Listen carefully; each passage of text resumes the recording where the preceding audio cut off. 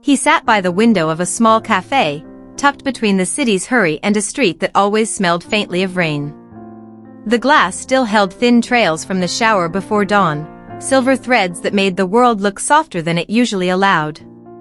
He had chosen the corner table where light arrived gently and left without slamming the door. His tie was loosened, his phone face down like a quiet apology, and the steam from a fresh pour lifted in slow spirals that tried their best to be comforting. He was the sort of man the papers liked to profile, the kind who knew how to bend a quarter hour into a victory and then pretend it was nothing. But here, in this little room humming with spoons and kindness, victories meant less than warmth. He rested both palms on either side of the cup and waited for his heartbeat to agree with the rhythm of the room.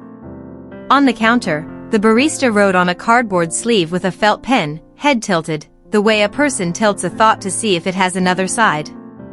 Before we continue, don't forget to like and subscribe, so you won't miss the upcoming stories. For the next video, what kind of story do you love the most? Tell me in the comments. He had come to the cafe because it reminded him of a life that had once fit within human hands. Low lamps, the soft click of a register drawer, a chalkboard menu that changed its mind with the weather. There was a bowl near the door with small wrapped sweets, and a note that said, "Take one if the day has been unkind." He took nothing. He wanted to earn his sweetness. Across the room a couple leaned in over a shared muffin, tearing it into careful halves as if kindness were a recipe you had to follow. An older woman in a slate cardigan read a thin book and smiled at sentences no one else could see. The barista moved with a steady grace, the kind that comes from a long practice of making people feel less alone for a few minutes at a time. The floor creaked in friendly places. The ceiling fan turned with the patience of a good listener. He lifted the cup and let the heat settle into his palms. He had once believed heat like this could cure the sort of tired that success leaves behind, the kind of tired that does not come from effort but from pretending. The trouble with pretending, he had learned, is that it hangs around long after the audience goes home. He was tired of being the man who ordered the world and then discovered that the world did not feel like home. The cafe had its rituals. The owner placed a glass of water at the far end of the bar for delivery drivers who came in at odd hours and could not linger. The regular in the blue sweater returned stray chairs to their rightful places without announcing his good deed. On rainy days, someone lined extra umbrellas along the entry and pinned a small card to the wall that read "Borrow one, return when the sky remembers its manners." He watched these small mercies and felt something inside him unclench, as if a fist had remembered it was a hand. He had known this place in a different season of his life, though the paint had changed and the art on the walls was new. He knew the habit of light here, how it pooled in late morning near the counter and then slid to the back tables in the cool hours that followed. He knew the seat he preferred when his thoughts needed supervision and the seat he avoided when his heart had more to say than his mouth could handle. He knew these things because someone he once loved had taught him to pay attention. He did not say her name in his head. Names have a way of calling a person to the door even when they live far away. It was enough to remember that she had worked behind a bar very much like this one, and that she had believed coffee could be a kind of language when spoken correctly. She used to turn the cup so the handle met his hand at just the right angle, a courtesy so small he did not notice it until he did, and then he could not stop noticing it everywhere. The barista brought his order with a soft smile and set the cup down so the steam leaned toward him like a greeting. The cardboard sleeve had a little heart sketched in one corner, an ordinary flourish, the sort a hand makes when it wants to leave behind proof that it tried. He nodded his thanks, and the barista moved on, a quiet comet on a simple orbit. Someone called out for oat milk. Someone dropped a spoon and laughed as if gravity had told a joke. He held the cup near his lips and closed his eyes, the way one does with a smell that returns a room to its beginning. He thought of early days when money was not the whole sentence, when his calendar still had seasons and his apartment still had a drawer that smelled of cinnamon because she had kept tea there. He thought of the evening he convinced himself he could love and lead with the same pair of hands, and how those hands had trembled when he tried to do both at once. A bell chimed as the door opened and closed. The rain had not returned, the air carried a clean promise. In the corner, the woman with the thin book sighed, turned a page, and lifted her eyes toward the window as if to loan the story inside her a little sunlight. He wanted to ask what sentence had done that, but he was a man who ruined things by asking. The barista's voice floated back to the counter, lilting and unhurried. He heard the rhythm of it before he heard the words. Sometimes he listened this way on purpose, music first, meaning second. But the meaning came and stood very still. The barista read from a small stack of cardboard slips, choosing one with neat handwriting. Then, with a gentle clarity, the barista spoke a name to the room. The name was hers. It stepped into the air and somehow made the air kinder. He felt the sound land on him like a warm cloth. The cup in his hands shifted from comfort to message. He glanced down, and the sleeve caught the light at a shy angle. Between the sleeve and the cup was the narrow lip of one of those slips, cream-colored and tucked so a corner peered out. He slid a thumb along the seam, felt the edge of paper, and looked across the bar at the board that held the cafe's quiet inventions. The board used to hold concert flyers and lost dog notices. Now it held little cards in rows, each with a few words written in a dozen different hands. Buy one in advance for someone who needs it. A coffee promised. A soup promised. A warm thing when the weather forgets how.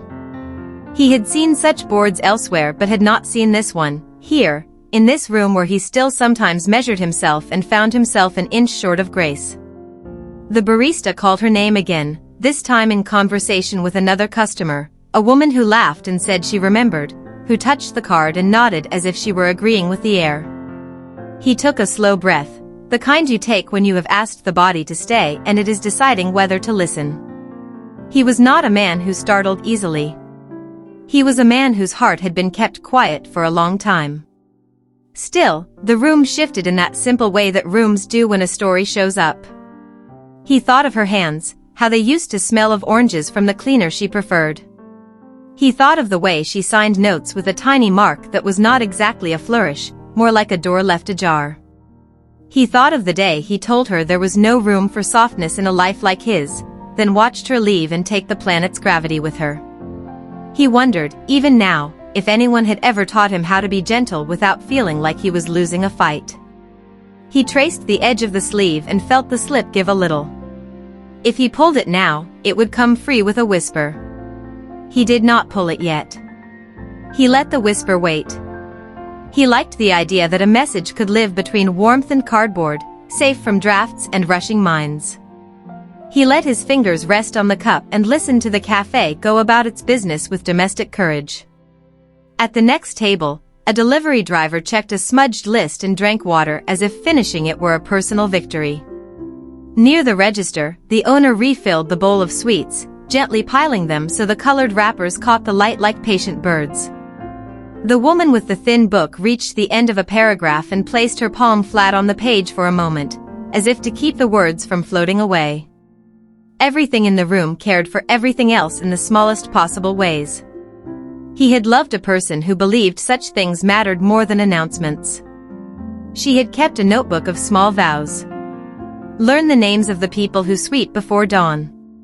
Leave the spare key with a neighbor who needs a reason to feel trusted. Hold the door 1 minute longer than usual for the last person to arrive. He had teased her for it once, and she had laughed. Then she had turned the cup handle toward his preferred hand without saying a word, and he had felt foolish in the best way. A new customer approached the counter, shook the rain from a coat, and pressed a card from the board into the barista's palm. The barista smiled and said, "This one is already covered," and the customer looked surprised and a little relieved. The barista tapped the slip the way a person pats a pocket to be sure the key is there, then pointed to the rows of small promises on the board. The customer read a few, ran a thumb over a paper edge, and nodded as if agreeing with something inside themselves. He returned to his cup, lifting it, setting it down, not quite ready to commit to either action. He remembered how she had once described this place in a season when it belonged to her. A room that tried to make morning easier. A counter that made a kind of music. A window that forgave. She had said the window forgave because it let people look out and come back without scolding them for the detour. He had thought the phrase silly and then found himself repeating it for months afterward to anyone who would listen. Steam brushed his lip. He took a careful sip and let the flavor settle into the roof of his mouth like a slow song. He had acquired a language of tasting from her without meaning to. She had never chased complexity. She preferred balance. He had once watched her adjust a pour-by eye, then carry the cup across the room as if it were an apology she owed to a stranger. He wanted to be the kind of man who could carry apologies this way. The barista, wiping the counter in thoughtful circles, glanced at him with a question shaped like a smile. He nodded that he was fine. The barista moved along to the glass case and rearranged the pastries so the cracked lemon loaf sat a little closer to the front, the way you bring the shy friend into the photograph. He wondered how many days of this it would take for a soul to become lighter. The corner of the slip tugged at him again. He set the cup down, pinched the paper edge between finger and thumb, and drew it out from the sleeve. It slid free without protest, leaving a small rectangle in his hand, cream with a soft deckled edge. On it, a sentence in neat handwriting tilted slightly to the right, confident without being loud. The sentence offered one simple thing to whoever carried it to the register, a drink already paid for by someone whose day had been kinder than expected. At the bottom, a tiny mark. Not quite a flourish. A door left ajar. He swallowed, an involuntary gesture that felt like he had remembered how to breathe and forgotten how to swallow at the same time. The room went a little quiet around the edges, not because anyone cared what he had discovered, but because his attention had pulled sound further away. He turned the card over and found another line on the back in the same hand, a line so short it might have been missed by someone less in need of it. Let this be the cup that speaks your name when the world forgets how. The barista's voice rose again, calling to the owner, asking if there were more sleeves in the back. A laugh answered. A bin closed with a soft thud. Shoes crossed the floor.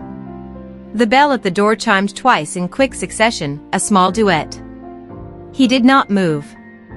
He read the line again and pressed the pad of his thumb to the tiny mark at the corner, the mark that felt like a memory deciding to be present. He carried the card to the window and held it up to the light. The paper showed a faint watermark, the kind that appears only when sunshine is patient. He traced the edges, then slid it back beneath the sleeve as if returning a bird to a branch. The cup felt different now, heavier by the weight of what it knew. He leaned back and let the chair take his shoulders, the way one leans into a friend who wishes they could carry more than a fraction of the burden. He looked at the board again, at the rows of small intentions written by hands that might never meet. He understood, suddenly and completely, that this was hers. Not the board itself, but the impulse.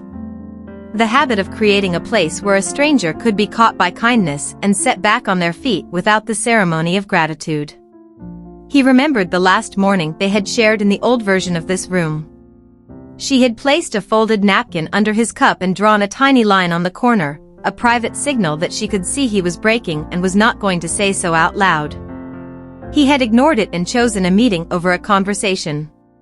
He had left the napkin on the table, and when he returned hours later, it was gone. He thought about that napkin more than he thought about the outcome of the meeting he chose instead. He slid his hand across the table and felt the grain of the wood, the way it rose and fell in small ridges like the surface of a lake at the precise wind that makes no waves but refuses stillness.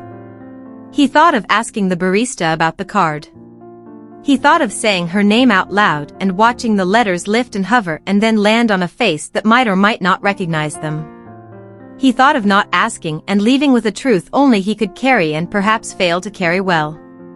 He took another sip and set the cup down very gently, as if letting a sleeping thing rest.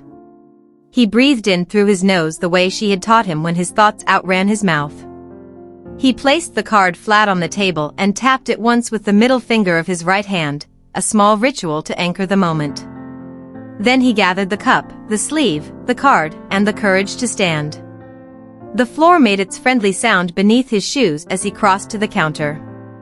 The barista glanced up, and their gaze met with the quick recognition of people who have noticed each other's patterns over the course of a morning. He held up the card and waited until the barista set down a cloth and gave him both ears. "This card," he said, and then his voice changed its mind.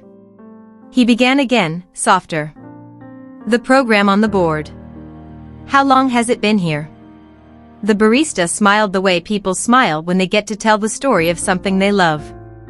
The answer came in a low, warm thread of sound, full of details that were not facts so much as affections.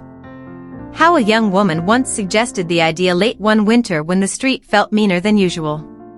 How she wrote the first cards herself and tucked them under sleeves as a surprise for mornings that arrived in the wrong shoes. How she did not want her name on anything but could not help leaving a small mark at the corner of each note, a mark the staff came to recognize like a quiet signature. How the habit endured, not because of promotion or novelty, but because people kept meeting it with a need that matched it. He listened with both hands flat on the counter like a student. The barista did not ask why he wanted to know. The barista did not ask who he was to be this interested. The barista told the story because stories prefer to be told and because cafes are churches for the kind of people who forget to pray but remember to say please. The barista lifted a box from beneath the counter and set it gently between them. It held blank cards in a stack and a handful already written by strangers who had decided to believe in each other. On top, a single card in familiar hand, tucked aside because the corner had smudged and would need a clean sleeve to protect it. He knew the letters before he really saw them. He knew the tilt and the pressure and the way the ink settled into the fibers with the balance of someone who could have been an artist and chose to be a kindness worker instead. He reached out, then stopped, as if approaching a bird that would leave if he breathed wrong. The barista nodded encouragement, a quiet go on. He lifted the card and felt the past place 2 fingers at the small of his back and urge him toward his own life. He brought the card closer, heart steady, breath mindful, eyes softer than they were when he came in. There, at the bottom right, a tiny mark waited. Not quite a flourish. A door left ajar.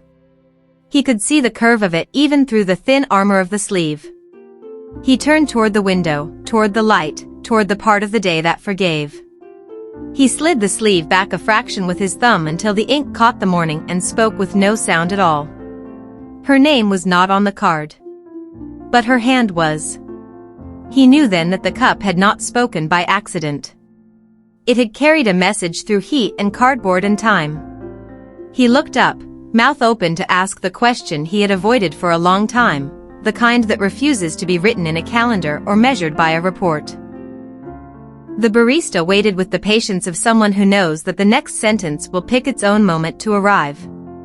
The cardboard sleeve rested in his palm, the card warm from his touch, the tiny mark breathing in the light as if it had been waiting only for this. He drew in a careful breath to speak her name. He did not rush the name.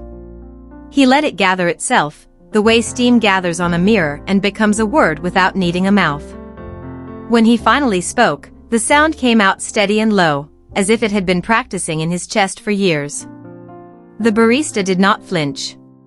Some names arrive like weather everyone has been expecting. The barista nodded, eyes warm, and said that many of the early cards were written by a young woman who cared more for small decencies than for people knowing she cared. She would stand exactly where he was standing now and tuck notes under sleeves for mornings that looked fragile. She did not like to waste anything. If a card smudged, she kept it near the register to remind herself that even kindness needs a kind of patience. He asked if the woman still came in. The answer blew across the counter like a soft wind that has learned respect. Not anymore. Life had taken her in another direction. She had left the habit behind, and the habit had been happy to stay. He thanked the barista with a voice that understood it should not take much space. He stepped to the side so another customer could ask for a warm drink in a paper cup that would feel like a hand. He returned to his table with the card in its sleeve and placed it beside his cup as if seating 2 old friends next to each other. The room resumed its small miracles. A couple traded sips. The woman with the book smiled at another quiet sentence and let it rest on her face. He thought of the last time he had seen her. The air had tasted like rain, trying its best to hold off for their sake. He had offered her a future written in the language of power, a future that left no room for a slow morning or a gentle detour. She had offered him coffee and the reminder that a life needed softness in order to be lived from the inside. He had taken the cup and not the lesson. Pride is a strange librarian. It shelves the right book where you cannot reach it and convinces you another book is what you wanted all along. He finished the drink and carried the card to the board. He stood in front of the rows of handwriting and felt small in the useful way, the way that returns a person to scale. Then he did the first simple thing he could think to do. He asked for a stack of blanks and wrote a promise on each, careful and slow, the words plain as bread. He did not sign his name. He pressed a tiny mark at the corner that belonged to no one. He placed the cards in the row and let them belong to everyone. Habit likes company. He began to return to the cafe the way troubled thoughts return to friendly windows. He chose the same table near the glass, though sometimes he stood at the counter and listened to whatever music the room had chosen for that hour. He noticed how kindness traveled. A delivery driver took a paid-forward card and added a new one of his own. A nurse with tired shoulders left a note on a napkin for whoever would find it after her. Take a breath that belongs only to you. A student left a coin beneath the sugar jar and the message that it was not much but it was honest, and honesty deserved interest. He did not make a speech to anyone about what he was doing. He had made too many speeches. He was learning another language now, a language made of repetition and care. He wiped the table after he left it as if to give the next person an easier beginning. He straightened a crooked frame on the wall and wrote a card for someone whose day had misfired before breakfast. He noticed that the barista sometimes slipped a little parcel of sweetness into a bag without charging for it and pretended not to notice the way generosity prefers to be unseen. When evening rain returned, umbrellas gathered by the door like polite guests. He arranged them by size and handle, guided by a logic that would make sense to a hurried parent or a person with one free hand. He found an old tin near the register and labeled it for small coins no one needed to carry, then sat a sign beside it that suggested the pennies become coffee for a stranger. He asked permission first because he was learning that even beautiful ideas should knock. The owner gave him a look that was not quite surprise and not quite gratitude, something steadier than both. The owner had been in the business of weathering mornings for a long time. It pleased the owner to watch a heavy man become lighter without losing substance. On a soft afternoon, the barista placed an envelope on the table and said it had been tucked into the back of a drawer a while ago. The paper was old enough to be brave. His name sat on the front in a familiar hand, not demanding, not shy, simply present. He let the envelope rest on the table while he gathered his breath into a calm that would not shake the words. He opened it with the respect one gives a door that belongs to someone else. The note inside was small, written without drama. She spoke of the cafe and the way it could turn strangers into neighbors for 5 minutes at a time. She said that if he ever found himself there again, she hoped the room would hand him back the part of himself that knew how to be gentle. She did not ask for anything. She did not offer a second ending. She placed a key in his palm and trusted him to find the lock. He read it twice and felt a complicated peace settle around his ribs. He had expected pain, accusation, the sort of fire that forces new growth. Instead, he found water. He found an instruction so quiet it could only be obeyed by living. Start where your hands already know the way. He stayed late that day, long after the lunch crowd had thinned into a polite emptiness. He watched the barista stack clean cups with the satisfaction of work done well. He offered to take out the trash and did not argue when told he could leave it by the back door. He purchased a simple sandwich for the man who had been reading the job board near the entrance and walked away before thanks could chase him. None of it felt heroic. All of it felt like mending. At home, he cleared a drawer that had been storing the kind of objects that make a life look full without filling it. He placed the note inside, then the card from the sleeve, then a few napkins from the cafe that smelled faintly of sugar and cinnamon. He did not call it a shrine. He called it a drawer for better beginnings. On his kitchen counter he set a jar labeled for rain days, where he would keep change and the folded corners of small bills, all meant for cups that needed to speak. Work did not vanish. Calls still waited. People still expected the hard version of him, the version that treated hours like stones to be stacked.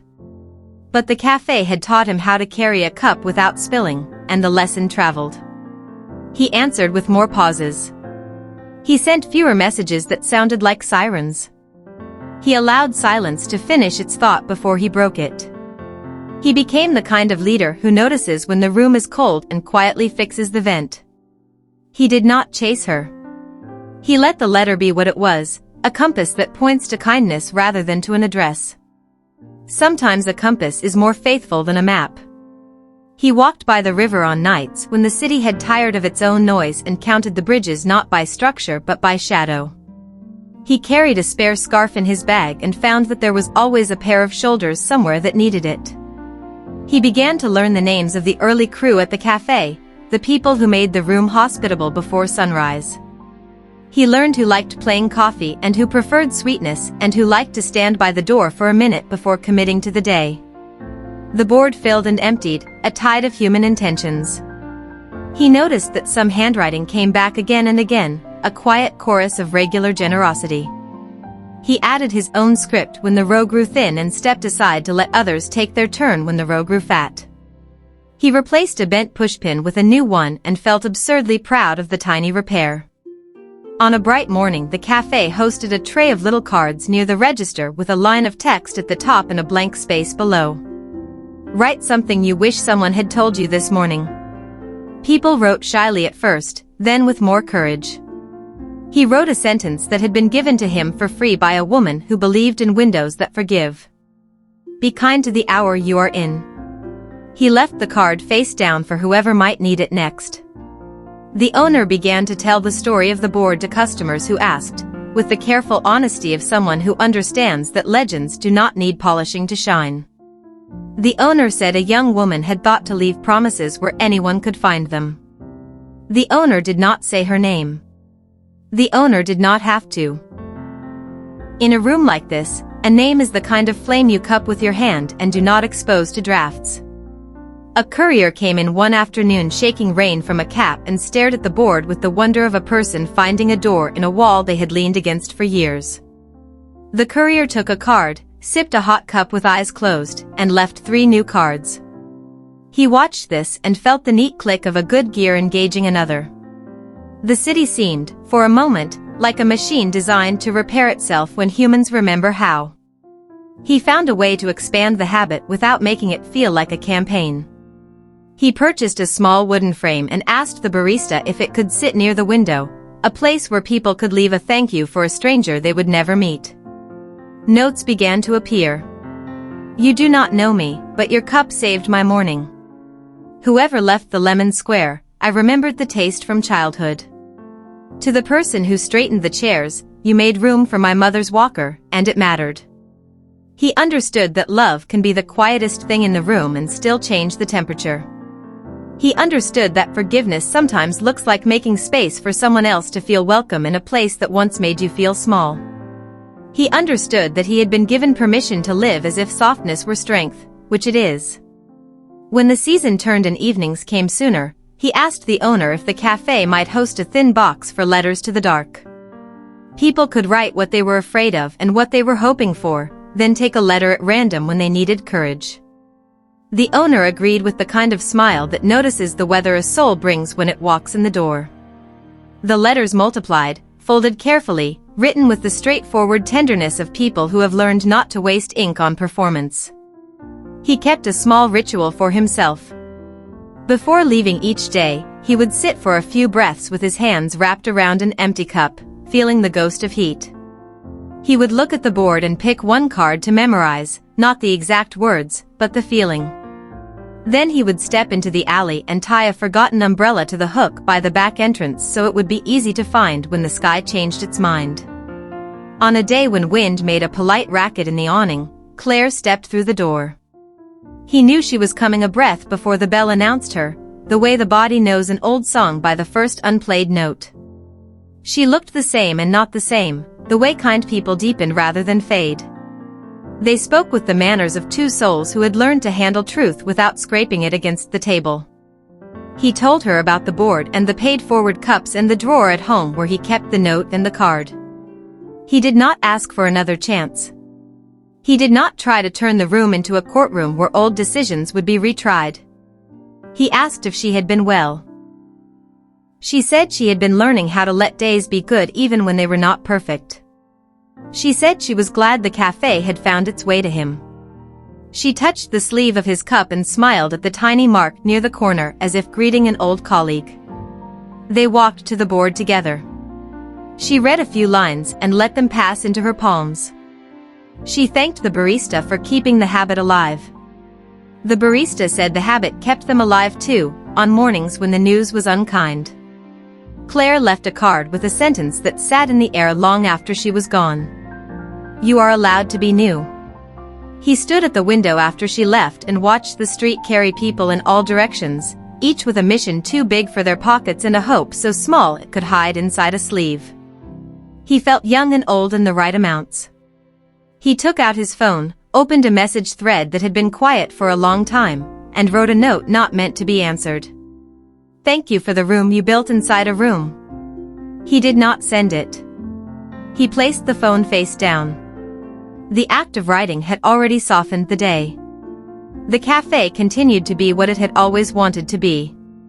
A place where hot drinks are excuses to practice tenderness. A place where the floor creaks only in friendly ways. A place where a bowl of wrapped sweets invites people to admit that mornings are not easy for everyone. He kept showing up, and the room kept meeting him with its best manners. On the anniversary of the first card he found, he arrived early with a small bouquet for the counter and a stack of new slips. He wrote simple lines, the sort that lay flat and hold. "Let this cup remind you you are not alone. Take the good hour when it comes. If you are tired, you are not failing." He tucked the cards where sleeves could shelter them. He brewed a pot on the community burner the owner had installed for those who needed water without a purchase. He watched steam rise and shook hands with it like a friend.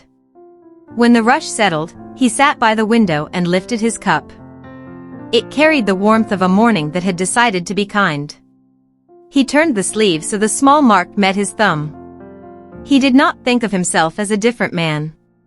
He thought of himself as a man who had remembered which parts were worth keeping and which parts could be set down without a fight.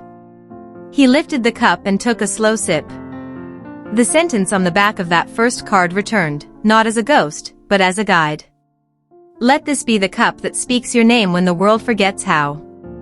He glanced at the board and saw a stranger touch a slip, smile at a line, and tuck it into a pocket like a map.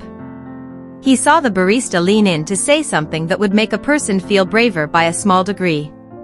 He saw the owner adjust the lamp so a tired face would look more like a person and less like a problem. Outside, the sky practiced a softer blue.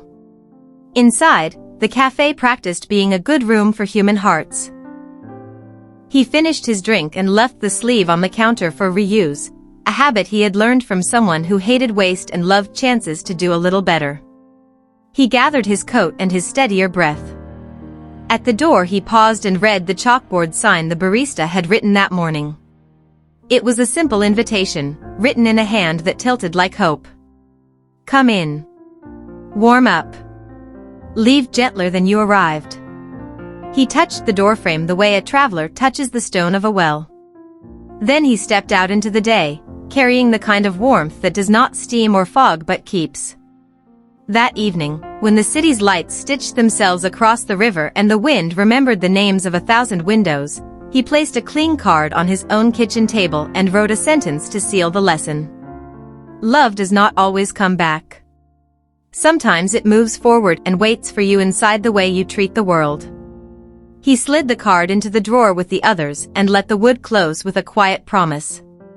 The ache inside him did not vanish, it learned to glow where harshness had once lived. The next morning the cafe would open and the board would fill and empty and fill again. People would step into a room that held their names even if no one knew them yet. And somewhere in the middle of all that warm, ordinary work, a cup would be set down before a tired soul, steam rising in a soft ribbon, sleeve hugging the heat, a small mark near the corner. The soul would lift it, feel the message travel through palm to pulse, and understand that the world had remembered their name. L.